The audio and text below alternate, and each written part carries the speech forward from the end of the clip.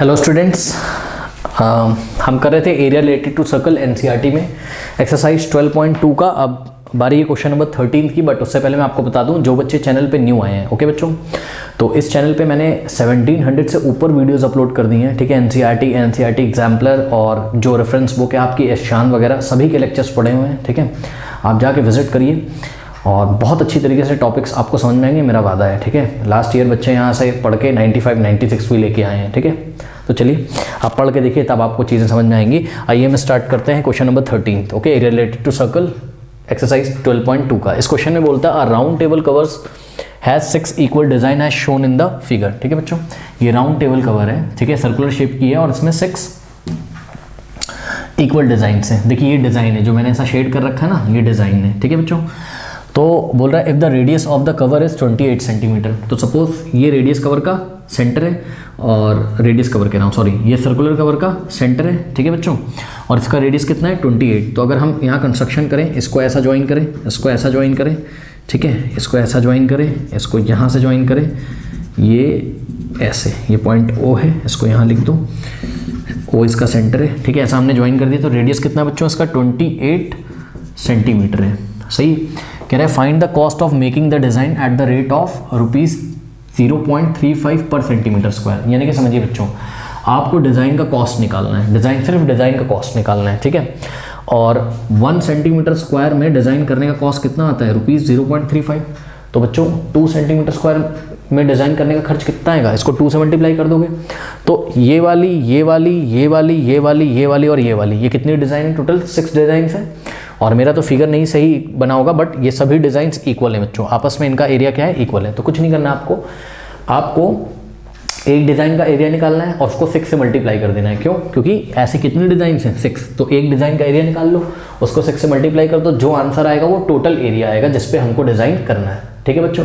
तो जो total area आएगा वो सेंटीमीटर स्क्वायर में आएगा, ठीक है। उस एरिया को उठा के हम इस रुपीज़ से मल्टीप्लाई कर देंगे, ठीक है, तो हमारा टोटल कॉस्ट आ जाएगा। तो चलिए क्वेश्चन आपको समझ में आ गया होगा।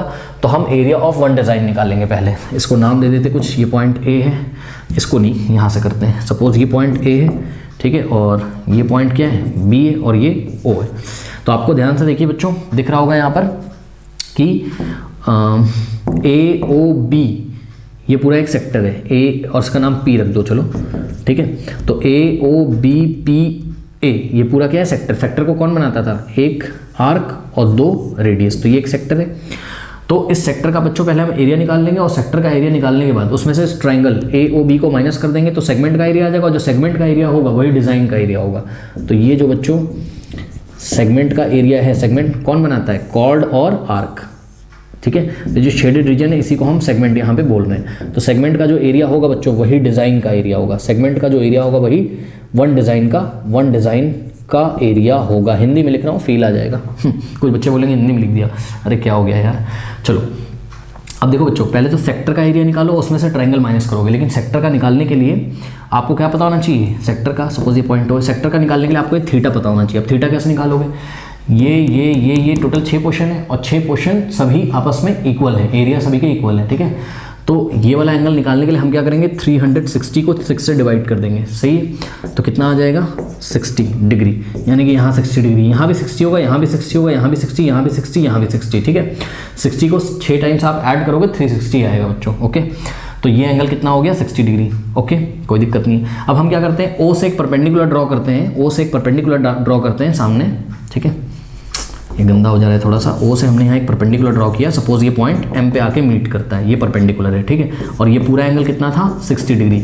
कई सारे क्वेश्चंस बच्चों हमने पीछे करे हैं, ये दोनों ट्रायंगल आपस में कॉन्ग्रुएंट होंगे, कौन कौन से, OAM और OBM, और कॉन्ग्रुएंट होंगे तो ये एंगल कितना हो जाएगा आपका 30 डिग्री, और ये एंगल भी कितना हो जाएगा 30 डिग्री। वैसा ऐसा कुछ करने की जरूरत भी नहीं है इस क्वेश्चन में, क्योंकि आप अगर ध्यान दें बच्चों, आप अगर ध्यान दें तो ये वाला एंगल कितना है पूरा 60 डिग्री, ठीक है। कुछ नहीं करने की जरूरत है इसमें, तो परपेंडिकुलर भी नहीं डालना है, एरिया ऐसे ही आ जाएगा, क्योंकि ये इक्विलेटरल ट्रायंगल है। हमेशा याद रखिए जब भी सेंटर पे 60 डिग्री बनता है बच्चों, ठीक है, तो क्या हो जाएगा, ये रेडियस तो इसके इक्वल है, ठीक है, ये 28 है और ये भी क्या है 28 है, ठीक। तो ध्यान से देखें जरा, ट्रायंगल OAB में, ठीक है, ये ऑपोजिट साइड्स इक्वल है तो ऑपोजिट एंगल भी इक्वल होंगे, ये वाला एंगल इसके इक्वल होगा, सही है, ये एंगल इसके इक्वल होगा। तो अगर ये एंगल इसके इक्वल है, तो अगर हम इसको x मान लें और इसको भी x मान लें, और ट्राइंगल OAB में हम एंगल सम प्रॉपर्टी लगा दें, तो क्या आ जाएगा 60 + x + x, 60 + x + x कितना हो जाएगा बच्चों 180।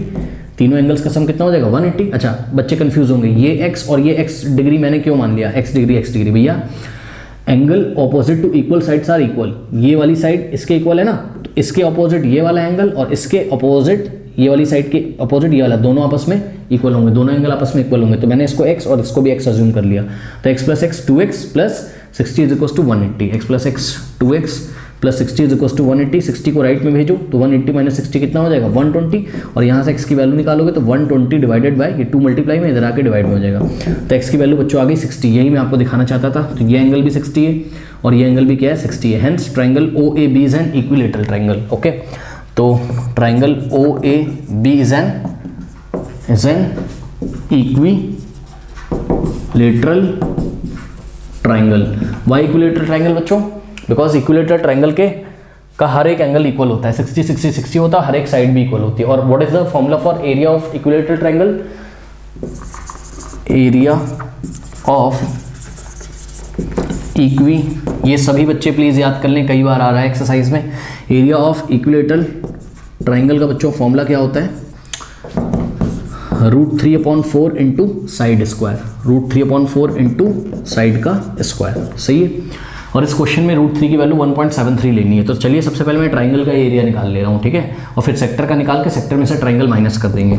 तो √3/4 यानी कि √3/4 इंटू साइड, साइड क्या लोगे 28 यानी कि 28 का स्क्वायर, तो 28 इंटू 28, और रेडियस जो था वही इस ट्राइंगल का क्या हो जाएगा साइड हो जाएगा। तो एरिया हमारा सेंटीमीटर स्क्वायर में आएगा, क्योंकि रेडियस हमको 28 सेंटीमीटर दिया हुआ था बच्चों। 4 × 1 = 4, 4 × 7 था। ओके, और √3 की वैल्यू हो जाएगी 1.73 इंटू 7 इंटू 28, 7 8 × 56, यहाँ जाएगा 5, और 7 2 = 14 + 5 19, 196 इंटू 1.73। सभी बच्चे अपनी कॉपी में करेंगे, मेरी चीटिंग मत करना भैया, कसम है तुम्हें मैथ्स की। ठीक है, मैं तो टाइम बचाने के लिए कैलकुलेटर से कर रहा हूँ। 1.73 इंटू 196, ये आ जाएगा आपका, खुद से करो यार, तुम्हें बोर्ड एग्जाम में करना है, चीटिंग मत करो। 339.08 सेंटीमीटर स्क्वायर। ये किसका एरिया आ गया बच्चों? ट्राइंगल का। ओके, तो यहाँ का ही हम नोट कर लेते हैं कि एरिया ऑफ ट्राइंगल AOB जो आया है मेरा, वो आया है कितना 339.08 सेंटीमीटर स्क्वायर। इसको याद रखिएगा, ठीक है, इतना कर लीजिए बच्चों, इतना कर लीजिए। अब क्या करेंगे हम? अब निकालेंगे हम सेक्टर का एरिया, ठीक है। तो यहाँ लिख देता हूँ मैं एरिया ऑफ सेक्टर। कौन सा सेक्टर है? Sector OAPB, sector OAPB। इसका एरिया कितना हो जाएगा बच्चों? फॉर्मूला होता है θ/360 इंटू πr²। थीटा कितना लेना है? 60 डिग्री, क्योंकि ये सेक्टर जो है वो सेंटर पे कितना एंगल बनाता है 60, तो थीटा का वैल्यू 60/360 इंटू पाई का वैल्यू कितना लेना है? पाई का वैल्यू तो कुछ बोला नहीं है यहाँ पर, तो हम 22.7 ले लेंगे, 22/7 इंटू आर का वैल्यू, r² यानी कि 28 का स्क्वायर, 28 इंटू 28। सॉल्व कर लीजिए, 7 1 जा और 7 4 दा, ठीक है, 0 से 0 गया, 6 1 जा 6, 6 6 जा 36। सही है। और भी कुछ कैंसिल होगा? हाँ बिल्कुल कैंसिल होगा, 2 3 जा और यहाँ 1 1, 2 1 जा 2, 2 1 जा 2, ठीक है। उसके बाद और कुछ कैंसिल होगा यहाँ पर बच्चों? और कुछ कैंसिल नहीं हो रहा है, ठीक है ना। ये 8 + 2 10 नहीं, तो 4 × 11 44, और 44 इंटू 28/3। तो इसको मैं सॉल्व करता हूँ, 44 इंटू 28, ठीक है, ये आ गया 44 इंटू 28 1232/3, और डिवाइडेड बाय अगर हम 3 करें तो ये आ जाएगा कितना 410। ओके बच्चों, तो इसको करने की ज़रूरत नहीं है, अभी आप इसी पे छोड़ दीजिए इसको, ठीक है। अब कुछ बच्चे इसको पॉइंट में कर देंगे, रुक जाओ यार, अभी मत करो, रुक जाओ, परेशान ना हो, ठीक है, इसको पॉइंट में मत करो। AOB का तो बिल्कुल सही एरिया आया है, क्यों? क्योंकि AOB को हमको किस में लेना था?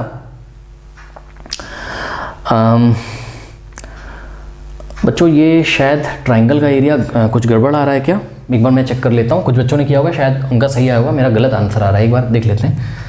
Area of triangle AOB √3/4 into side square, side square यानी कि 28 इंटू 28 लेना है ना, तो 4 1 जा 4 7 जा और 7 8 जा 56, यहाँ जाएगा 5 7 2 जा 14 + 5 19 और 19 इंटू 1.73, 19 इंटू 1.73, ओहो यहाँ 19 मैंने कुछ और उतार दिया था ना शायद। चलो वीडियो रिवर्स करके देख लेना यार, गलती हो गई, सॉरी। इसको देखो जरा, एरिया ट्राइंगल का एरिया गलत आ गया थोड़ा, 1 पॉइंट, यहाँ मैंने कुछ 195 लिख दिया था शायद, 1.73 इंटू 196, तो ये आ जाएगा 339 पॉइंट, फिर से इतना ही आ रहा है 339 पॉइंट, ओ हो, एक चीज़ गलती कर रहे हैं यार, सुनो, √3 क्वेश्चन में 1.73 बोला है बच्चों, प्लीज़ माइंड इट, √3 की वैल्यू 1.73 लेनी है, ठीक है। तो √3 की जगह 1.73 लेना है, ठीक है। बाकी कैलकुलेशन सही है, आप थोड़ा सा देख लीजिएगा, ठीक है। पीछे मैंने √3 की वैल्यू 1.73 रख दी है, तो 1.7 लेना है बस √3 का वैल्यू। ये भी ध्यान रखना बच्चों, कभी कभी √3 की वैल्यू 1.7 देता है, कभी कभी 1.73 देता है, कभी कभी 1.732 देता है, तो 3 वैल्यूज देता है। एग्जाम में आप आंखें खोल लीजिएगा कि लेना कौन है, मेरी तरह बंद मत रखना, ओके।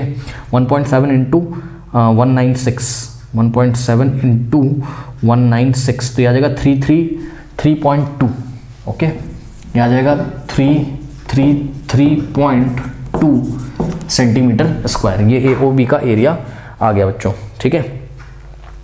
अब कुछ नहीं करना है आपको, बताया मैंने आपको क्या, कि सेगमेंट APBA यानी कि जो डिज़ाइन है, एरिया ऑफ डिज़ाइन यानी कि एरिया ऑफ सेगमेंट, तो area of design, one design, area of one design, एक डिज़ाइन का area is equals to area of what, area of segment, area of segment. Segment का नाम देखिए जरा, APB, और इसका नाम सपोज हम रख दो तो APBMA, area of segment APBMA। नाम रखने में कोई दिक्कत नहीं है यार, नाम कुछ भी रख दो, ठीक है, कोई टेंशन नहीं है। अगर आप चाहते तो सिंपली इसको आप ऐसे भी बोल सकते थे, APBM मत लिखो, APB लिख दो, तो ये वाला जो है आपका सेगमेंट हो जाता, ठीक है। तो ये कैसे निकलेगा बच्चों, सेक्टर का एरिया माइनस ट्राइंगल का एरिया। ध्यान से चेक करिए, ये सेक्टर में से हम किसको हटा दें, इस ट्राइंगल को हटा दें, तो ये वाला एरिया आपका आ जाएगा डिज़ाइन वाला, ठीक है।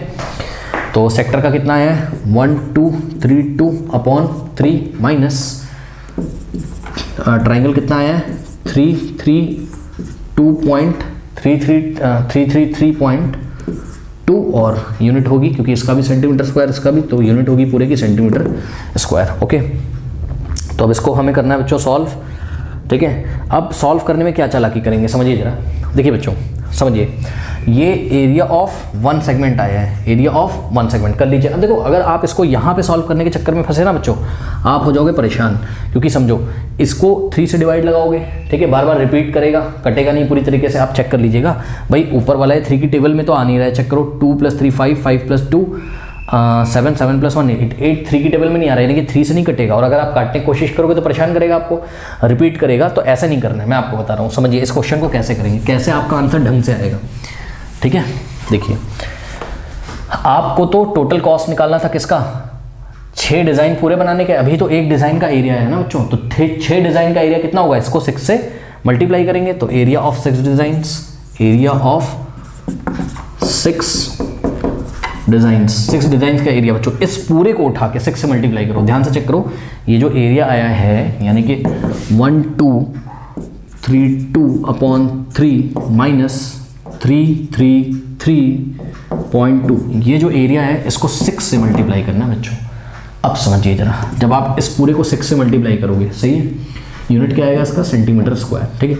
इस पूरे को उठा के 6 से मल्टीप्लाई करोगे, ये 6 जाएगा अंदर, इसमें भी मल्टीप्लाई करेगा और इसमें भी, ठीक है। तो 6 × 1232/3 माइनस ये 6 इसमें भी मल्टीप्लाई करेगा और इसमें भी, ठीक है, यानी कि 6 × 333.2। अब समझे बच्चों, हमने क्यों 1232 को 3 से नहीं डिवाइड लगाया था, क्योंकि जब हम 6 से मल्टीप्लाई करेंगे तो 6 जब अंदर जाएगा तो ये 3 6 को कैंसिल कर देगा बच्चों, 3 1 = 3, 3 2 = 6। अब 2 × 1232 कितना हो जाएगा, 2 2 = 4, 2 3 = 6, 2 2 = 4, 2 1 = 2 माइनस ये मल्टीप्लाई कर दीजिए 6 से, कितना हो जाएगा, 6 2 = 12, 1 6 या 18 + 1 19, 1 6 या 18 + 1 19, 1 6 या 18 + 1 19, पीछे से एक नंबर के बाद पॉइंट आएगा, ठीक है। तो 1999.2। अब माइनस करना है, इसको माइनस करना आता है बच्चों, कैसे करेंगे, 2464.0 लगा देंगे पीछे पॉइंट, अपने 1 से 0.0 लगा देंगे, क्योंकि इसके पास पॉइंट है ना, पॉइंट के नीचे पॉइंट उतारेंगे, 0 के नीचे 2 और यहाँ पर 9 9 9 1 माइनस करेंगे, 10 माइनस 2 8, फिर यहाँ पॉइंट के नीचे पॉइंट, और यहाँ जाएगा कितना 3, 1 कैरी लेंगे, 13 माइनस 9 कितना हो जाएगा 4, 15 माइनस 9 क्या हो जाएगा 6, और यहाँ से 1 कैरी गया, 13 माइनस 9 कितना हो जाएगा बच्चों 4, और यहाँ 1 माइनस 1 0, यानी कि 464.8 सेंटीमीटर स्क्वायर। ये बच्चों आपका क्या है, एरिया ऑफ 6 डिज़ाइन से, 6 डिज़ाइन पूरी जो है उनका एरिया कितना है 464.8 सेंटीमीटर स्क्वायर। अब समझो बच्चों जरा क्या कि 1 सेंटीमीटर स्क्वायर में 1 सेंटीमीटर पर सेंटीमीटर मतलब 1 centimetre square, 1 centimetre square area में डिज़ाइन करने का खर्च कितना है ₹0.35, और आपका टोटल एरिया 6 डिज़ाइन का कितना आया है 464.8 सेंटीमीटर स्क्वायर। तो इतने एरिया में डिज़ाइन कराने का खर्च कितना होगा, 1 का उतना है तो इतने का कितना होगा, इसको उठा के इतने रुपीस से मल्टीप्लाई कर दीजिए। तो total cost of 6 design, total cost of या for 6 designs is given by, इसको उठाकर 464.8 को उठाकर हम मल्टीप्लाई कर देंगे किससे 0.35 से, तो रुपीज़ आ जाएगा। यूनिट क्या हो जाएगा रुपीज़, क्यों यूनिट रुपीज़ आ जाएगा बता दे रहा हूँ मैं। इसका यूनिट क्या है सेंटीमीटर स्क्वायर, और इसका यूनिट क्या है ध्यान से चेक करो, इसका यूनिट है ₹0.35 पर का मतलब डिवाइडेड बाय पर सेंटीमीटर स्क्वायर। इसको क्या पढ़ेंगे ₹0.35 पर का मतलब डिवाइडेड बाय सेंटीमीटर स्क्वायर। तो ये वाला सेंटीमीटर स्क्वायर इससे कट जाएगा और रुपीज़ बच जाएगा। ठीक है, अब इन दोनों को बस सॉल्व कर लीजिए। ठीक है, सॉल्व तो आप कर लोगे, नहीं कर पाओगे। 464.8 इंटू 0.35 ठीक है, इसको मल्टीप्लाई कर लीजिए। 5 8 40, 4 5 4 20 प्लस 4 24, 2 5 6 30 प्लस 2 32, 3 5 4 20 प्लस 3 23। ओके, अब इंटू 3 8 24, 2 3 4 12 प्लस 2 14, 1 3 6 18 प्लस 1 19, 1 3 4 12 प्लस 1 13। ठीक है, और जीरो से करने की कोई ज़रूरत नहीं है। ठीक है, जीरो से करोगे जीरो आ जाएगा। 0 4 प्लस 4 8, 2 प्लस 4 6, 9 प्लस 3 12, 1 6 1, और पीछे से 1 2 3, देखो 1 2 3, क्योंकि ये एक डिजिट के बाद और ये 2 डिजिट के बाद पॉइंट लगा, तो 1 2 3 1 2 3, यानी कि कितना आंसर आ गया ₹162.68। ओके, तो टोटल डिज़ाइन कराने का कॉस्ट कितना है ₹168.68। जीरो लगाने का कोई मतलब नहीं है यहाँ पर। ओके, तो this is the total cost of making. लेते हैं क्वेश्चन नंबर 14, और क्वेश्चन नंबर 14 लेने से पहले मैं आपको एक बात बताना चाहता हूँ बच्चों, क्या कि मान लीजिए अगर आपके पास कुछ भी लिखा हुआ है, लेट अस से x/y। ठीक है, तो अगर आप इस फ्रैक्शन में ऊपर भी किसी नंबर से मल्टीप्लाई करते हैं, उसी नंबर से अगर आप नीचे भी मल्टीप्लाई करते हैं, तो इस क्वांटिटी पे फर्क नहीं पड़ता है। जैसे कि मान लीजिए हमने न्यूमरेटर में भी 2 से मल्टीप्लाई किया और डिनोमिनेटर में भी 2 से मल्टीप्लाई किया, तो ये 2x/2y हो जाएगा। ठीक है बच्चों, तो इस क्वांटिटी पे फर्क नहीं पड़ेगा, 2 से 2 कैंसिल हो जाएगा, वापस आंसर कितना आएगा x/5। ठीक है, यानी कि हम किसी क्वांटिटी से न्यूमरेटर और डिनोमिनेटर दोनों में मल्टीप्लाई कर सकते हैं, शर्त ये है कि वो क्वांटिटी सेम होनी चाहिए। ओके, हम चाहते तो 4 से भी कर सकते थे, ऐसा मैथमेटिक्स में हम कर सकते हैं। आइए अब क्वेश्चन पढ़ते हैं। कह रहा है area of a sector of an angle P, यानी कि कोई सेक्टर है बच्चों, और उस सेक्टर का एंगल कितना है P डिग्री, ब्रैकेट में लिखा ना P इन डिग्रीज, यानी कि ये सेंटर पे एंगल कितना बन रहा है P डिग्री, यानी कि थीटा का वैल्यू क्या हो जाएगा P डिग्री, और कह रहा है ऑफ अ रेडियस R, यानी कि रेडियस कितना दिया हुआ है आपको R दिया है। सही है बच्चों, तो इसका हमको इस सेक्टर का एरिया निकालना है। तो सेक्टर का एरिया क्या होता है बताइए, theta upon 360 degree into pi r square. Values रखिए इस फॉर्मूले में, थीटा की जगह क्या आ जाएगा P डिग्री, थीटा की जगह आ जाएगा P डिग्री अपॉन 360, एंगल क्योंकि कितना बना रहा है P ना, तो अब डिग्री नहीं लगाते हैं, P बस P लिख दे रहे हैं। ठीक है, P अपॉन 360, एंगल कितना है P है, इंटू पाई का कुछ वैल्यू तो बोला नहीं उन्होंने, और रेडियस कितना है कैपिटल R है, तो R की स्मॉल r की जगह हम कैपिटल R रखेंगे, स्मॉल r पे स्क्वायर है तो यहाँ भी स्क्वायर हो जाएगा। ठीक है, अब आप इसको यहाँ ढूंढोगे आपको मिलेगा ही नहीं, चेक करो यहाँ तो आपको देखो R का स्क्वायर तो जरूर चाहिए है ना, तो जहाँ जहाँ R हो पहले तो उसको कट कर दो, तो ये तो हो नहीं सकता क्योंकि यहाँ R है, और ये ऑप्शन भी नहीं हो सकता क्योंकि यहाँ R है। अब इन दोनों में से यानी कि B और D में से कोई ना कोई आंसर होगा। ठीक है, अब हमारा आंसर ये आ रहा है। ठीक है, ना तो ये मैच कर रहा है ना तो ये मैच कर रहा है। ठीक है स्टूडेंट्स, अब समझिए जरा, मैंने आपको क्या बताया था, मैंने आपको बताया था किसी भी क्वांटिटी में 2 से ऊपर 2 से मल्टीप्लाई कर दो, नीचे तो उस पर फर्क नहीं पड़ता है। तो क्या करेंगे हम, मैं आपको ब्लू मार्कर से करके दिखा रहा हूँ बच्चों, multiplying by 2 in numerator as well as in denominator. तो हमने क्या किया, यहाँ पे ध्यान से चेक करिए ब्लू मार्कर से, हमने 2 से ऊपर भी मल्टीप्लाई किया और 2 से नीचे भी। जब आप ऐसा करोगे बच्चों तो नीचे तो हो जाएगा 2 इंटू 360 कितना हो जाएगा 720, और p को ऐसे ही लिखे रहने दो, इस 2 को चाहे p में मल्टीप्लाई कर दो, चाहे पाई में, चाहे आर स्क्वायर में, कहीं मल्टीप्लाई कर दो, क्योंकि ये सब आपस में मल्टीप्लाई है। तो 2 को पाई के पास भेज दो तो क्या हो जाएगा p अपॉन p तो यहीं रहेगा, 2 चलाएगा पाई के पास, यानी कि 2 पाई आर स्क्वायर। ध्यान से चेक कर लीजिए, ऐसा कोई ऑप्शन है आपके पास, p upon 720 into 2 pi r square. Okay, very important question बच्चों, मैं तो मानता हूँ कि ये बहुत इंपॉर्टेंट क्वेश्चन है, ठीक है, क्योंकि यहाँ आपको देखा जा रहा था कि मैथमेटिक्स कितना बेसिक आपका अच्छा है कि नहीं। तो ऑप्शन डी पे हम टिक लगा देंगे। अब इस क्वेश्चन को करने का दूसरा तरीका बच्चों, इस क्वेश्चन को करने का दूसरा तरीका ये है कि आपका जिसमें जिसमें आर स्क्वायर आ रहा है ना, देख लो कुछ कैंसिल तो नहीं हो रहा है ना। अब यहाँ तो कुछ कैंसिल नहीं हो रहा है, मान लो ऊपर 2 होता तब तो 180 को काटता ना, यहाँ तो 2 है नहीं, लेकिन यहाँ 2 है, ये 720 को काट देगा बच्चों। यानी कि समझो जरा, अगर हम ऐसे चेक करते, ये दोनों ऑप्शन तो ऐसे ही गलत हो गए थे, ठीक, इन दोनों में चेक करना था, तो इसमें ऊपर 2 नहीं है लेकिन यहाँ पर 2 है, तो ये क्या करता, अगर हम इसको कैंसिल कर देते हैं, ठीक है, तो 2 1 और 2 360 टाइम्स जाएगा, तो ये आंसर आ जाता कितना, p upon 360 into pi r square. Okay बच्चों, तो इसी को काटने से कितना आ रहा है, जो हमारा आंसर आया था क्या, p upon 360 into pi r square, यानी कि ये ऑप्शन ठीक है। उसके बाद अब समझिएगा बच्चों, अगर ऑप्शन बी में, ऑप्शन बी को देखिए, अगर ऑप्शन बी में आपको एग्जाम में ऐसे दे दे,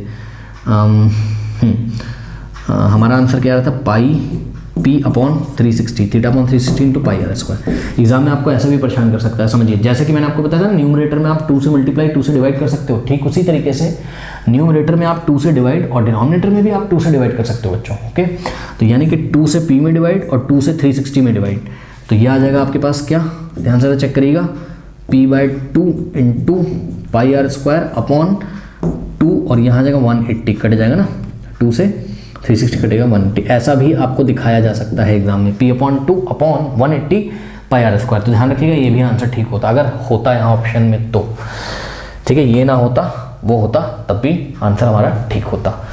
इस पे टिक लगा देते हैं। बहरहाल, तो चलिए स्टूडेंट्स, नेक्स्ट अब हम करेंगे अगली क्लास में area of combination of plane figures, ठीक है। तो तब तक के लिए बढ़ते रहिए और पढ़ते रहिए मतलब, ठीक है। और हो सके तो वीडियो को लाइक कर दीजिए, शेयर कर दीजिए, और बच्चों का फ़ायदा हो जाएगा, ठीक है बच्चों। चलिए, ऑल द बेस्ट, पढ़िए, टाइम ना वेस्ट करिए।